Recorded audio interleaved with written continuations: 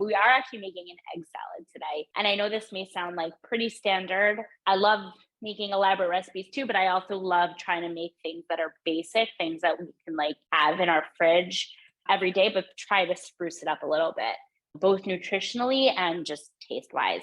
So today I'm making an egg salad, which I'm going to show you a technique to kind of make it very uniform in size, but also some ingredients to add to really make it delicious and tasty. What I'm going to speak about, nutritionally is just what are things that we can do to kind of spruce up our lunches, right? So we've spoken about tuna in the past, right? What we can do with canned tuna, which is really, really great protein to have for lunch. And so are eggs, and eggs are they're economical, right? They're pretty affordable. We can do so much. They're very versatile, right? We can make an omelet.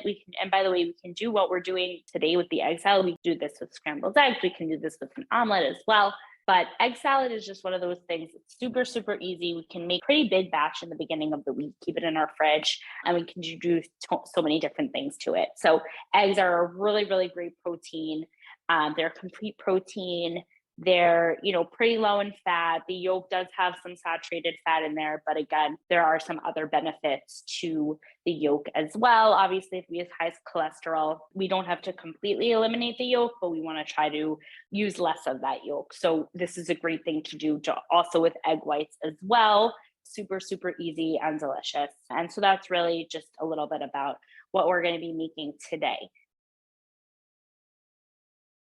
So the first thing you want to do, and I already did this part because it takes a while, is you want to saute a lot of onions. I use avocado oil. Avocado oil is a healthy fat. It's a good alternative to like a canola oil or a vegetable oil, and allows us to saute our onions really, really nicely for a long time, but without burning. If we're going to use olive oil, we're going to see it's going to burn a little bit more. And that's because olive oil has what's called a low smoke point, whereas canola oil, avocado oil, those have high smoke points, so that won't burn our food as much. So we're using avocado oil. This is a healthy fat oil, and it's a good alternative and lower in saturated fat and things of that sort. So I sauteed them for a while. I sauteed them for about 30 to 35 minutes. And I started at a medium heat and then a low heat. Something else I do to help with the color, I add a little bit of turmeric. And I know I spoke last week about adding turmeric to rice, also add some antioxidants, and also adds to that nice, deep, rich color that we're going for. And we really want to make sure we are getting that deep, rich color, because if we're just going to add the turmeric and then it's going to be with the eggs, it's going to be very yellow looking and it's not pretty. And this is a really, really nice color. This is where we're going for that deep brown color. And the turmeric definitely helps achieve that. So my next trick is to make sure you can do a few things. But what I like to do is I actually like to grate my eggs on a box grater. And that just gives us a very uniform egg, a very uniform cut egg. You can use a knife. You can chop it very, very finely with a knife. You can chop it bigger if you want. But I do like my egg salad a little bit more finely chopped. You also obviously want to be careful of your fingers. The egg does start to fall apart at some point. So when that happens, I usually finish up with a knife. But I try to do as much as possible, but you have a really nice fine egg. Then I usually take the yolk out at some point when it starts to get a little bit more difficult to do. And then I just kind of continue with the egg white. So that's there. It's a really, really nice, again, nice uniform egg. I'm going to finish the rest of this egg with a knife. So I'm just going to stick that in my bowl. I'm going to use most of the egg white of this one and not so much of the yolk, just because I already made one with yolk. I do have some people here with high cholesterol, so I'm going to make it so that they can enjoy this for lunch as well. I'm going to take there, I'll add a little bit of the yolk in there.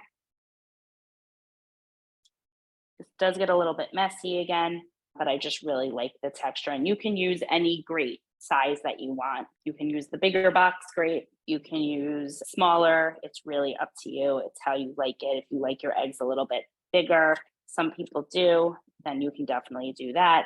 Some people like it a little bit smaller. That's how I like it. So I do it on a little bit of a smaller one. So that's really everything there. I'm going to put the extras because I don't want to chop my finger. I'm not really paying attention to this. So I wanted to make sure I don't hurt myself. So now I'm just going to finish chopping it up with a knife. Again, if you don't care if you like things bigger, you can do it with a knife in the beginning, but I like it a little bit smaller. So now we have our bowl of egg here.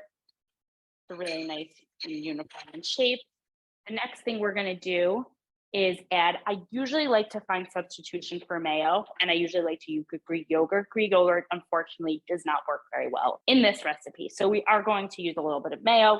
There is nothing wrong with using a little bit of mayo. I try not to use like dressings out of mayo because that's unnecessary, but the mayo definitely gives this egg salad a really nice texture. But again, it's going to be better than anything store-bought, anything we're going to buy in the deli that's full of mayo.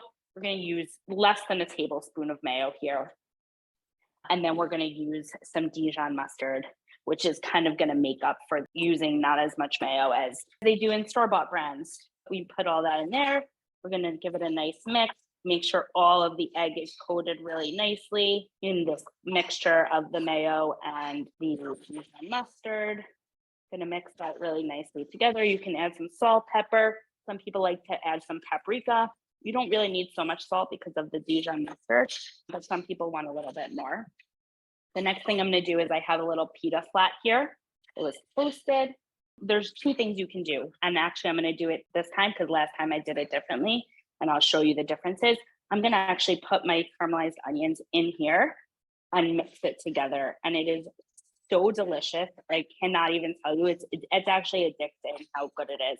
Then what I'm going to do, this is what it looks like together. It may not look so pretty, but it is super delicious and it smells delicious.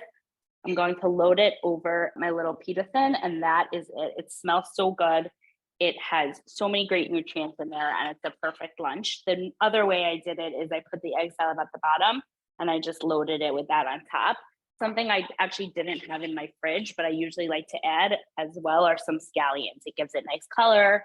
It gives it a nice bite, a nice crunch, and adds a little bit of fiber in there as well.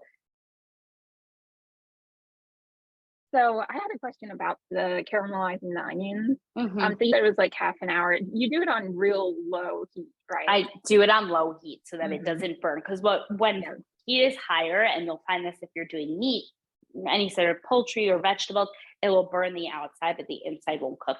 You want the whole onion to cook really nicely and uniformly. So I started on like a medium to low heat, and then I bring it down to a low heat, a little higher than a simmer. And you just keep mixing every so often, and you'll get a really nice caramelized onion. Something like you can do in the beginning of the week if you want to meal prep is you can make a big container of the egg salad. You can caramelize a ton of onions. They both stay in the fridge very nicely. And you can always decide, do you want to add them? Do you not want to add them? You can always use the caramelized onions for pretty much anything.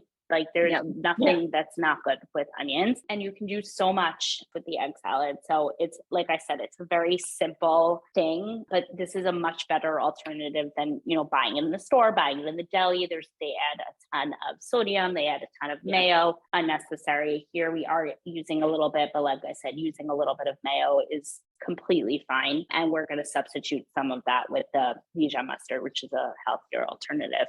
Raw onion can definitely be more acidic and can cause some acid reflux for people. Usually cooked onions, it takes out a lot of that acidity. So some people will find that raw onion will cause this acid reflux, will cause a lot of that feeling, heartburn. But cooked onion, typically people will not find will affect that as much. For some people it can be, but typically cooking the onion can eliminate that. How long can it keep in the refrigerator? You can keep it there for like 6 days.